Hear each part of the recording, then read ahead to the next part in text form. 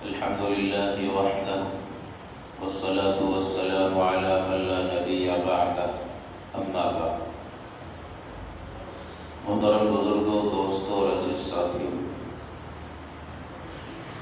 آج کی ہماری یہ مجلس نماز کی فضیلت کے عنوان پر 12ویں مجلس ہے۔ گزشتہ 10 مجلسوں میں نماز کی فضیلت قرآن کریم کی آیات سے بیان کی گئی۔ 11ویں مجلس سے نماز کی فضیلت احادیث مبارکہ سے بیان کی گئی، اور آج کی مجلس میں بھی نماز کی فضیلت احادیث مبارکہ سے بیان کی جائے گی۔ اور مقصد یہ ہے کہ نماز کے بارے میں حضور پاک صلی اللہ علیہ وسلم کے کیا فرامین و ارشادات ہیں، اس کی اطلاع، اس کی آگاہی اور اس کی خبر امت تک پہنچے، تاکہ امت کے اندر نماز کا اشتیاق، نماز کا شوق اور نماز کا جذبہ پیدا ہو۔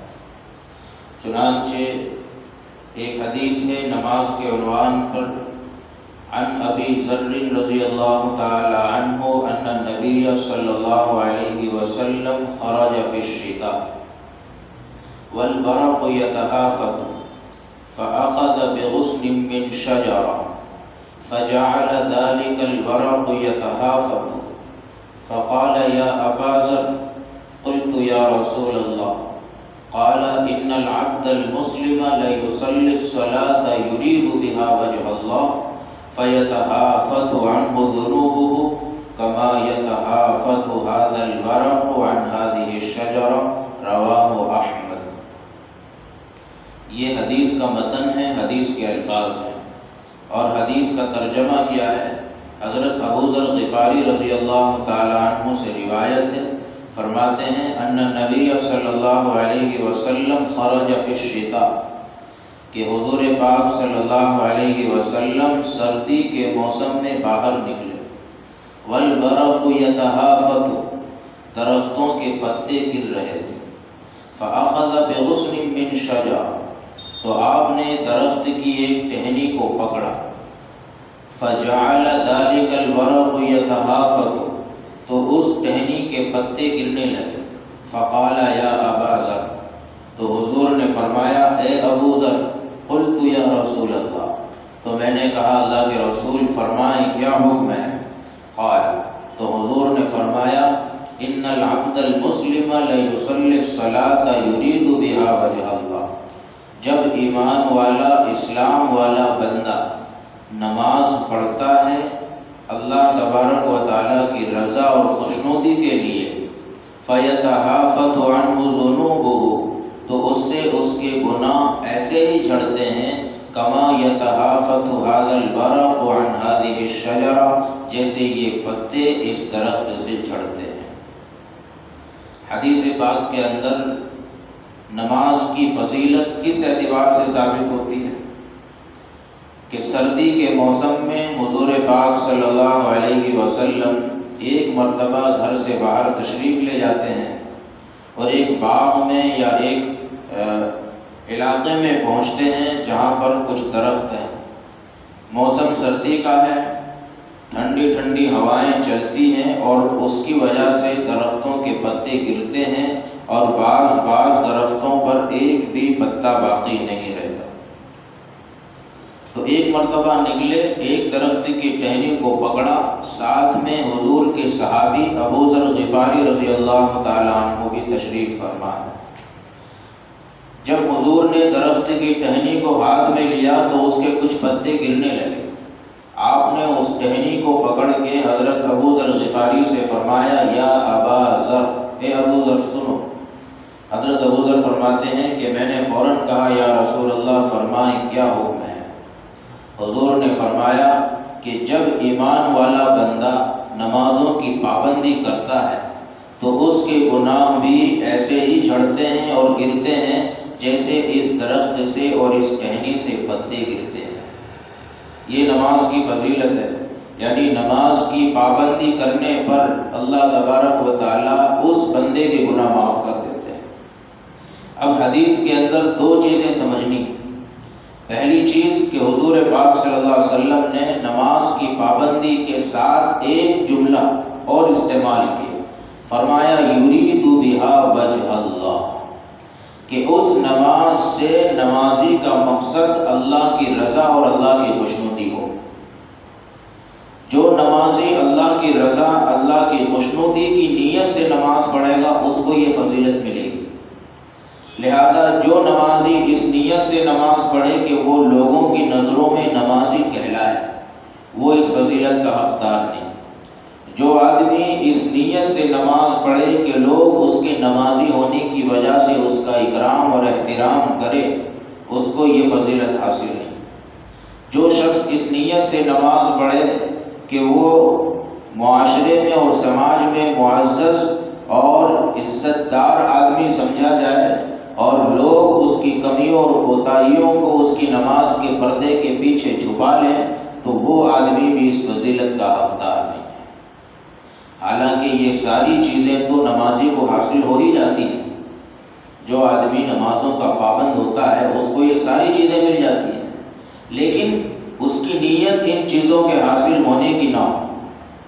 جو آدمی نماز کا پابند ہوتا ہے وہ لوگوں کی نظروں میں محبوب بھی ہوتا ہے، وہ ہر دل عزیز بھی ہوتا ہے، لوگ اس کے نمازی ہونے کی وجہ سے اکرام بھی کرتے ہیں، چھوٹی موٹی غلطیوں سے درگزر بھی کرتے ہیں اور اپنی بڑی اور اہم باتوں میں اس سے صلاح و مشورہ بھی کرتے ہیں. تو یہ ساری چیزیں تو اس کو حاصل ہو جاتی ہیں، لیکن اگر اس نے ان چیزوں کو نماز کا مقصد بنا لیا تو اس کو اس فضیلت کا ثواب نہیں ملے گا، اسے یہ فضیلت حاصل نہیں ہوگی. مقصد تو اس کا یرید بہا وجہ اللہ، اللہ کی ذات ہو، مقصد اللہ کی رضا ہو، مقصد اللہ کی خوشنودی ہو، مقصد اللہ کو راضی کرنا ہو، تب جا کے یہ فضیلت ملے گی کہ اس کے گناہ ایسے جھڑیں گے جیسے ہواؤں کے چلنے سے درختوں کے پتے جھڑتے ہیں. اس کے گناہ ایسے گریں گے جیسے ہواؤں کے چلنے سے درختوں کے پتے گرتے ہیں. ایک امر یہ ہے. اور دوسری بات یہ ہے کہ کیا اس کے سارے گناہ معاف ہو جاتے ہیں؟ نماز پڑھنے سے کیا اس کے سارے گناہ معاف ہو جاتے ہیں؟ تو اس میں علماء کا اختلاف ہے. بعض علماء فرماتے ہیں کہ صرف صغیرہ گناہ معاف ہوتے ہیں، کبیرہ گناہ معاف نہیں ہوتے. صغیرہ گناہ کیا ہے، کبیرہ گناہ کیا ہے، مستقل ایک بحث ہے.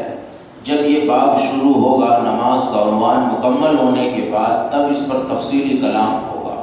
ابھی اتنا سمجھیں کہ جو گناہ چھوٹے ہیں وہ صغیرہ، جو گناہ بڑے ہیں وہ کبیرہ. جن گناہوں پر قرآن اور حدیث کے اندر وعیدیں آئی ہیں وہ گناہ کبیرہ، اور جن گناہوں پر قرآن اور حدیث میں صراحت کے ساتھ وعید نہیں آئی وہ گناہ صغیرہ. یعنی چھوٹے گناہ صغیرہ، بڑے گناہ کبیرہ. تو کیا نماز پڑھنے سے صغیرہ کبیرہ دونوں گناہ معاف ہوتے ہیں یا کچھ معاف ہوتے ہیں کچھ نہیں ہوتے؟ بعض علماء کی تحقیق یہ ہے کہ صرف صغیرہ یعنی چھوٹے گناہ معاف ہوتے ہیں نماز پڑھنے سے، کبیرہ گناہ معاف نہیں ہوتے. کبیرہ گناہ معاف کروانے کے لیے توبہ کرنی پڑے گی.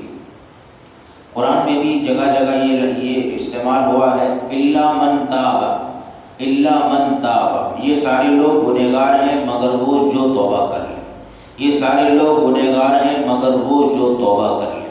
تو گویا گناہوں کی معافی توبہ کے تحقق پر مشروط ہے. جب توبہ ہوگی تو گناہ معاف ہوں گے. یعنی کبیرہ گناہوں کی معافی کے لیے توبہ شرط ہے. اسی لیے بعض علماء کہتے ہیں کہ نماز سے صرف صغیرہ گناہ معاف ہوتے ہیں، کبیرہ نہیں ہوتے. کبیرہ گناہ کی معافی کے لیے مستقل توبہ کرنی پڑے گی. اور دوسرے بعض علماء کی تحقیق یہ ہے کہ نماز سے صغیرہ اور کبیرہ دونوں گناہ معاف ہو جاتے ہیں. کیوں؟ کیونکہ ان کا یہ کہنا ہے کہ نماز کے اندر توبہ موجود ہے، نماز کے اندر استغفار موجود ہے، نماز کے اندر گناہوں سے معافی مانگنا موجود ہے. جب توبہ نماز کے اندر موجود ہے تو پھر کبیرہ گناہ بھی معاف ہو. جب آدمی نماز پڑھتا ہے اور آخری قاعدے میں بیٹھتا ہے، اس قاعدے میں جس میں اس کو سلام پھیرنا ہے، تو اس میں وہ 3 چیزیں پڑھتا ہے. سب سے پہلے تشہد پڑھتا ہے یعنی التحیات پڑھتا ہے، اس کے بعد درود شریف پڑھتا ہے، پھر اس کے بعد دعائے معصورہ پڑھتا ہے. دعائے معصورہ کے اندر وہ کہتا ہے فاغفر لی مغفرۃ من عندک، فاغفر لی مغفرۃ من عندک. یا اللہ تو میری مغفرت فرما اپنی طرف سے خاص مغفرت، تو میرے گناہوں کو معاف فرما اپنی طرف سے خاص بخشش کے طور پہ۔ تو یہ کیا ہے؟ یہ گناہوں کی معافی ہے، یہ توبہ ہے، یہ استغفار ہے۔ لہذا جب نماز میں توبہ موجود ہے، نماز میں استغفار موجود ہے، نماز میں گناہوں سے معافی طلب کرنا موجود ہے، لہذا توبہ پائی گئی، صغیرہ کبیرہ دونوں گناہ معاف ہو جائیں گے۔ یہ بعض علماء کی تحقیق ہے۔ اگر ان کی تحقیق کو مانا جائے تو نماز وہ عمل ہے کہ آدمی کے صغیرہ کبیرہ دونوں گناہ معاف۔ اتنی بڑی فضیلت ملنے کے بعد بھی اگر کوئی بندہ نماز نہ پڑھے تو یہ اسی کی بدقسمتی ہے، یہ اسی کی حرمہ نصیبی ہے۔ تو دو امر اس حدیث سے ثابت ہوتے ہیں۔ پہلا امر ثابت یہ ہوتا ہے کہ محض نماز پہ یہ فضیلت نہیں ہے، اس نماز پہ فضیلت ہے جس نماز کے ذریعے سے اللہ کی رضا اور اللہ کی خوشنودی مقصود ہو۔ اور دوسرا امر اور دوسری بات یہ ہے کہ اس حدیث میں جو گناہوں کی معافی کا اعلان ہے، وہ اعلان یا تو صغیرہ گناہوں کے ساتھ خاص ہے یا کبیرہ گناہوں کے ساتھ خاص۔ لہذا ہر مومن بندے کو دو چیزوں کا اہتمام کرنا چاہیے، پہلی تو نماز کا اور دوسری توبہ کا۔ نماز سے صغیرہ معاف ہوتے رہیں گے اور توبہ سے کبیرہ معاف ہوتے رہیں گے۔ اور اگر اس نے توبہ نہیں بھی کری تو نماز کا اہتمام خاص طور سے کریں کہ نماز میں توبہ موجود ہے، نماز میں استغفار موجود ہے، نماز کے اندر معافی مانگنا موجود ہے۔